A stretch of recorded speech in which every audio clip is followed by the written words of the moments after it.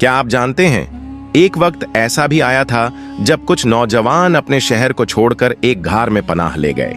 अल्लाह ने उन्हें नींद में सुला दिया, जो सदियों तक जारी रही। ये वही हैरत अंगेज वाकया है जिसे लोग असहाब कहफ के नाम से जानते हैं। ये वाकया उस दौर का है जब दुनिया में बुत परस्ती का अंधेरा छाया हुआ था। ताकतवर बादशाह अपने आप को खुदा कहलवाने लगे थे। जो कोई उनके हुक्म को न मानता, उसके लिए जिंदा रहना मुश्किल कर दिया जाता। लोग डरते, झुकते और खामोश रहते। मगर कुछ नौजवान ऐसे थे जिनके दिलों में सिर्फ एक ही सदा गूंजती थी, हमारा रब सिर्फ अल्लाह है और हम उसके सिवा किसी के सामने सर नहीं झुकाएंगे। जब बादशाह ने उनके खिलाफ आवाजें सुनी तो वो आग बगोला हो गया। दरबार में ये नौजवान बुलाए गए। उनसे कहा गया, या तो हमारे बुतों के आगे झुक जाओ या फिर उस अंजाम के लिए तैयार हो जाओ जो किसी के तसव्वुर से भी डराने वाला है।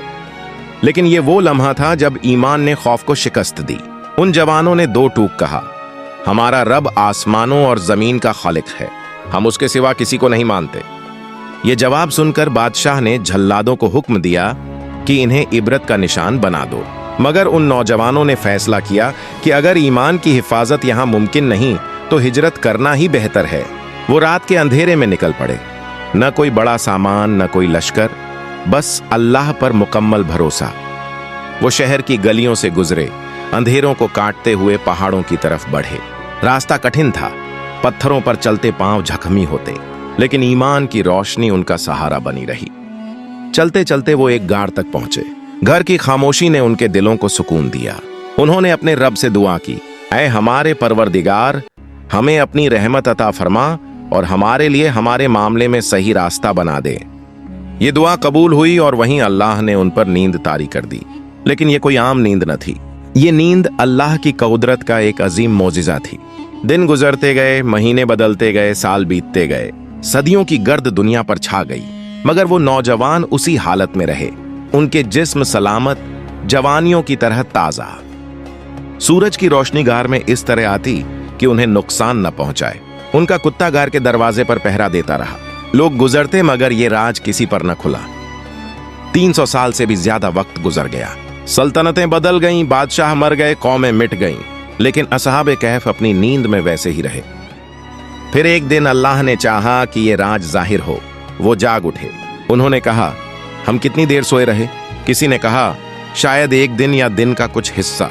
किसी ने कहा, अल्लाह बेहतर जानता है कि हम कितनी देर सोए। भूख महसूस हुई तो उन्होंने एक साथी को शहर भेजा।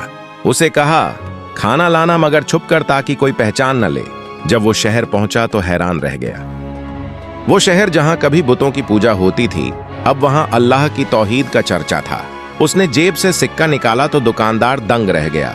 ये तो सदियों पुराना सिक्का था। बात फैल गई, लोग जमा हो गए। हुक्मरान तक खबर पहुंची। सब लोग ग्वार की तरफ आए और एक हैरत अंगेज मंजर देखा। ये वही नौजवान थे जो सदियों पहले ईमान की खातिर गार में पनाह लेने आए थे। अल्लाह ने उन्हें जिंदा रखा ताकि लोग इबरत हासिल करें। ये वाकया अल्लाह की कुदरत की निशानी था। लोगों ने ये मंजर देखा तो उनके दिल कांप गए, आंखों में आंसू आ गए और ईमान ताजा हो गया। असहाब एक कहफ जिंदा दलील थे कि अल्लाह के वादे सच्चे हैं।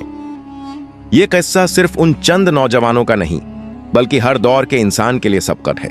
जब भी जुल्म का अंधेरा छा जाए, जब भी ईमान का इम्तिहान आए, असहाब कहफ याद दिलाते हैं कि ईमान पर डटे रहने वाले कभी खसारे में नहीं रहते।